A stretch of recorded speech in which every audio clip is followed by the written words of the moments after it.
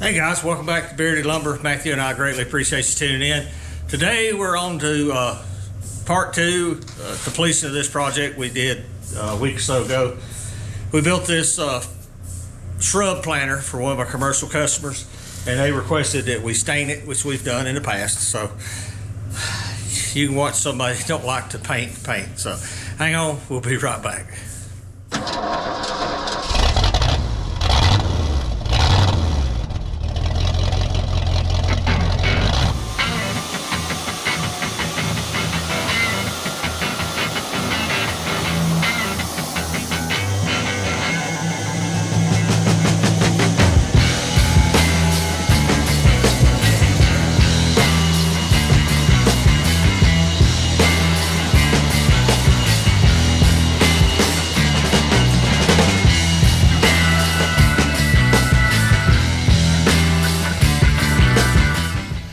Okay guys, appreciate you tuning in. I know this is not sawmilling, but this goes along with what we do. We run a business, and I often joke that I tell people we'll do anything legal to make a dollar. You know, I say that jokingly. There's some things we're not going to do, but still, this is a project I don't mind taking on. It's nothing complicated. They don't want to do it. They want to pay somebody to do it. So Matthew and I'll gladly fill that need.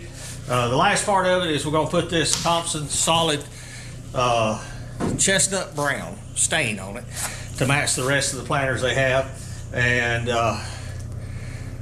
we'll probably deliver it. We'll get a little footage of some of the ones that's there when we deliver it. No big secret. This is for a company my son works for, Hajoka Plumbing. You see us advertising for them all the time. They're the country's largest plumbing distributor, and most people don't know who they are because they do sell to the public, but they mainly cater to the contractors and home builders. They're the type of place, if you're building a new house, your plumber will send you up there and you can pick out your toilets, your sinks, your vanities, tubs, showers, valves, kitchen knobs, all kind of high-end stuff that you can pick out. You can get a $250 Kohler toilet, or you can get a $10,000 Japanese toilet. So yeah, it's one of those places. But I said all that, just, you know, it's a nice corporate company that we dealt with over the past. We've done a lot of work for them, and I enjoy doing it. It's something they don't want to fool with. They don't have time. It's easier for them just to call us and say, hey, can you make me one? So that's what we're doing. We made it. Now we're going to put this dark color stain on it. And in all honesty, I am a pretty good painter, but I thoroughly despise the process of it. I just do not like to paint. I'd rather do about anything than paint. But I painted my house a couple times over the years because I just couldn't afford to pay a pro to do it, too cheap to pay a pro to do it. So just get out there for a week and suffer through it and do it. So that's what we're going to do here. Nothing pretty about this. I'm just going to slop it on, thin it out, let it dry. We'll put 2 coats on it and be done with it. Yeah, that's why I got it up on sawhorses. Maybe I'll make less of a mess on the floor. I don't know how much value you get out of watching me slosh paint on this thing or stain, but this is what we're doing today. It's got to be done. Matthew's over there actually sharpening saw blades in the other building for our LT70. Actually, the first time we've sharpened the big bands, so that's a new experience for him. Maintenance day. John Deere sitting here, changed the oil in it, changed fuel filter, cleaned the air filters. You know, there's a lot goes on here, a lot to take care of and maintenance. We actually took we didn't took the whole day off. We spent a couple hours this morning cleaning the other shop up. It was an absolute mess because we'd been jumping from project to project. Stuff just accumulated. We took our big trash bin over there and probably filled half of it full of stuff that come out of that building. So got that cleaned up. Matthew's boat's over here. We're going to work on it a little bit, do a little finessing to the wiring, and I think it's about lake ready. We're going to take it to the lake. Maybe we'll take you along. It needs carpet, needs top of the boat clear coated, but right now I just want, we took it to the lake and it floated and it motor run. Now we've made some improvements. We're gonna take it back to the lake and try to, see how it runs out and how it fishes. And maybe later this year we'll take a couple days and we'll clear coat the top of it and put new carpet on it, and it'll be sharp for an older Ranger bass boat. So enough talking. I hope Matthew puts this on time lapse because it's going to take way too long for my patience. So let's get to it.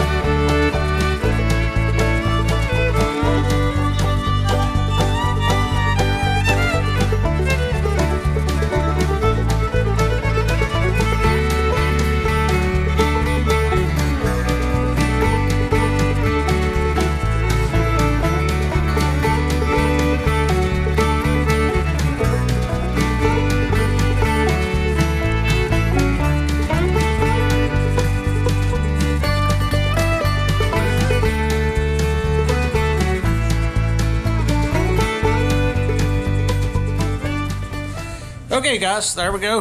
I hope that didn't take too long on time lapse. It took a lot longer than I wanted it to, doing it in person. I actually had to start painting left hand. My right hand was cramping.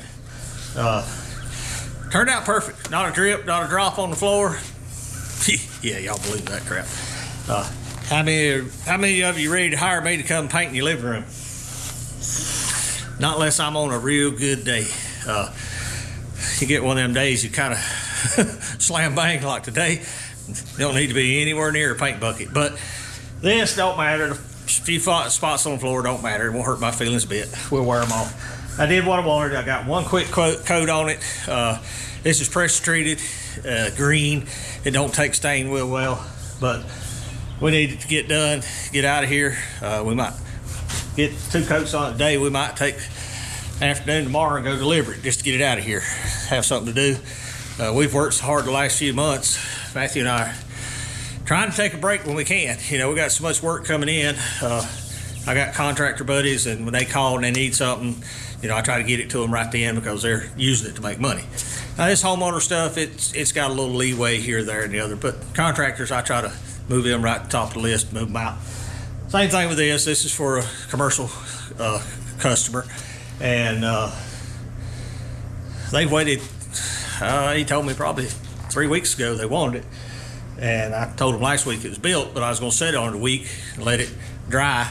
I set it out in the sun until it started raining, so we brought it back inside, and it's been a week. It's dried up enough. I can get 2 coats on it, and we're going to call it good enough. I'll give what's left in the gallon because I just use that little quart container and then even use half of it to make one coat. So I can get some of their guys that got nothing to do one day go around and paint it again after it gets good and dry. So that's going to do it for now.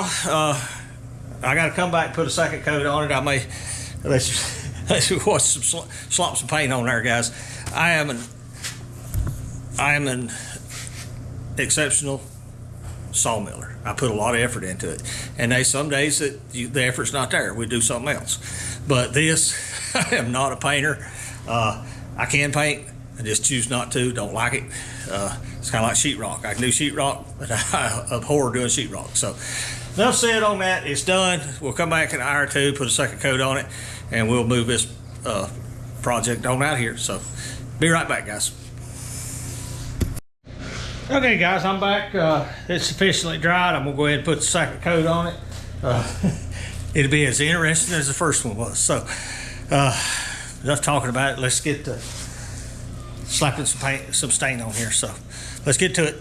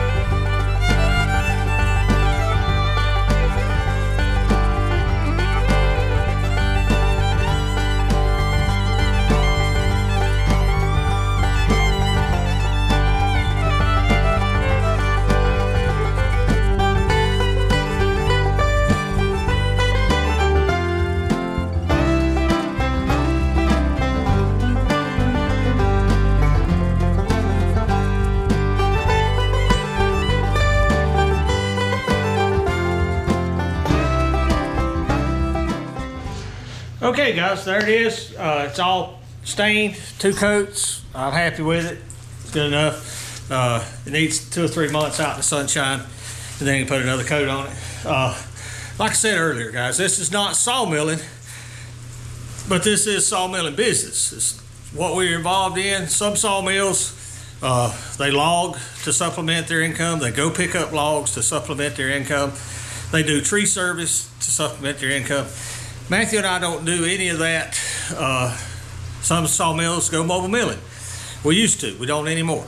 So we sawmill here at home, and we cut, iron lumber for inventory. We cut customers' lumber for, green use. We cut customers' lumber to be kiln dried. We cut customers' lumber to be kiln dried and molded planed. So we do a lot of different things, and then I pick up little jobs like this. We actually did a sideboards for one of their old trucks many years ago, and it turned out beautiful. Oak sideboards. It don't look as good now as it used to, but that's on them for not keeping it inside. But what I'm trying to say, this does go with the sawmilling business. You're gonna have to diversify. If you think you're going to buy a Wood Mizer or Baker or Timber King or anything else and saw 6 or 7 days a week and make a fortune, I hate to tell you, you're probably deluding yourself. You need some other avenues to keep the revenue flowing. You need to add value to the product or do different things. I got a couple of young sawyers in the neighborhood that are good at building, and I've told them specifically, one of you needs to get your building license. You guys are good. They do a lot of timber frame carports and stuff. Trying to talk them into doing, they did a timber frame covered bridge over a gully at their parents' house, and it's beautiful. And I've been trying to get them to, you know, branch out and do some things like that, because sawmill is great for a while, especially if you're the only one in the neighborhood. You'll be busy maybe 6 months, a year, 2, and then that everyday green sawing is going to start to taper off. People's projects start getting done, you know, and they run out of a need for green sawn lumber. So that's what I'm telling you. This is a very important aspect of your sawmill business. And every sawmill is going to be different. I know sawmills that saw nothing but a certain kind of wood, and they sell it to a certain vendor, and they make a good living doing it. And I know sawmills that saw cedar. That's all they saw. We saw a lot of hardwood, doing a lot of hardwood flooring, and I wouldn't mind leaning into that a little more in the future, being well known, you know, far and wide in our area, that if you want quality red oak, white oak, hickory type hardwood flooring, maple, you know, call bearded lumber. So you got to lean into your specialty and your neighborhood, but don't turn down easy work like this if you're qualified to do it. Learn how to do it, feel a need. That's what I'm trying to say. You just got to feel a need. You got to keep enough money coming in to pay yourself, pay your help, pay for your equipment. You know, you watch our YouTube channel, we got a lot of equipment around here. And every bit of this equipment requires fuel, requires maintenance, upkeep, you know, wear and tear. I worked on the John Deere today, did an oil change, fuel filter, clean the air filters. You know, it's ongoing, more equipment you got. And that's why you have to charge a fair price for what you do, because things break. And if you ever want to upgrade, you got to make enough profit to take care of everything you're doing, including you and your family. And then you want enough profit margin to where you can grow. You want to add a kiln, or you want to add a molder planer, or you want to add 3-phase power, or you want to upgrade pieces of equipment. You know, you can't do that when you're bargain basement pricing yourself. You'll run yourself right out of business. And don't worry about it. I don't care where you're at in the country, there's going to always be one Joe that thinks he has to be the cheapest. Well, let him be. Turn this camera. There we go. Let him be. He wants to be the cheapest, let him be. First time his tractor breaks, his mill breaks, or has a little snafu, he's out of business. He ain't got no reserve, he got no savings, got no capital to fix his stuff and stay in business. You run your business your way, and you let Yoo-hoo do whatever he wants to do. And I was in food service for 25 years, and I couldn't tell you how many times I have a customer tell me, well, your competition is selling it for XYZ. I said, well, I know for a fact that's way below cost, and they won't do it forever. So my suggestion to you is buy all you can now, because they're going to make it up. You know, they're going to run out of it real soon, or they're going to make it up on another item when you're not looking. So just bear that in mind. Nobody can be below cost for long. It'll run you out of business.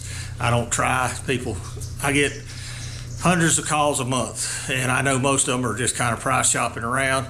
And my price is my price. If you want quality work, you want us to do it, this is what we charge. Now, I don't negotiate on my price. I've had people, I give them a price, and they say, well, I'll pay you this. I'm like, well, go find somebody else, because I give you my price. Step on it, stand on it, be firm. Don't run yourself out of business on it, but you know, be firm with your pricing and do quality work, and you won't ever have any problems. You know, your name and your reputation and your handshake is all you need in this world if you do good quality work. Got any questions on that, leave them in the comments. That's going to do it for this today, guys. If it ain't raining tomorrow, we'll try to deliver it. We'll take you along with us. We'll go up the mountain to Hendersonville, North Carolina, and drop this off. So appreciate you watching. We'll be right back. Okay, guys, welcome back. It's the next day for me. We talked about delivering this thing. Well, plans changed. Michael come by yesterday after work, needed a couple boards, something project he's working on with the grandkids. So he said he'd pick it up, don't worry about it. So I'm not gonna argue with you, time's money. If he's gonna run it up to work, we'll sure let him. So big shout out to Joe. You see him on every one of our videos. They're a national plumbing company, but they're also local here, and my oldest son works for them, so that's our connection to them. But they've been a good customer over the years. We've done a lot of things. Remember that truck we fixed for them years ago? Yeah. That was a lot of work. So that's going to do it for this video, guys. I hope you found some value in it. It's not nothing to do with sawmilling, but it is a sawmilling business, like we talked in great detail. I jokingly say all the time, Matthew and I do anything to make a buck that's legal. And to a certain extent, we will within our wheelhouse. You know, we don't dig ditches, we don't dig septic tanks. You can't afford us anyway. Right, you can't afford us to dig ditches anyway. But, you know, anything in our wheelhouse that we can make a good dollar at, we'll do. And I suggest you do the same. You need more than just running this sawmill to make a living. We just hauled a pile of wood down off the hill this morning. It's going to be a video, and it'll be teaching you how to make a good living with your wood mizer. So stay tuned for that one. That's going to do it today, guys. We appreciate you watching. If you got any comments, just leave them in the comment section. Be glad to try to help you out. Shout out to Matthew and Solomon doing our videos as always.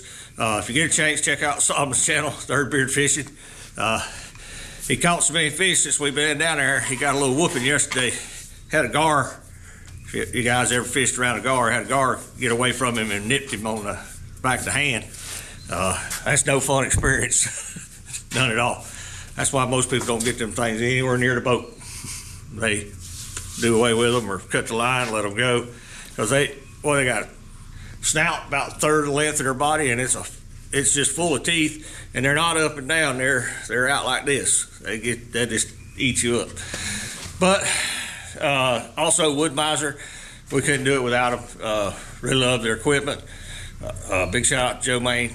He helps out Bearded Lumber tremendously. He's a wood mizer person that I can pick up phone call anytime and talk about the issue or get something solved or get something ordered. So if you need any blades, equipment, give Joe a call. He'll be glad to help you out. His information will be in the description. Woo! It's early. It's hot already. Thank you. We're going to get to work. So hope you enjoyed it. We'll see you back at the mill. Thank you for watching. Here's a video selection and a playlist suggestion. Click here to subscribe for more great content. We'll see you at the mill.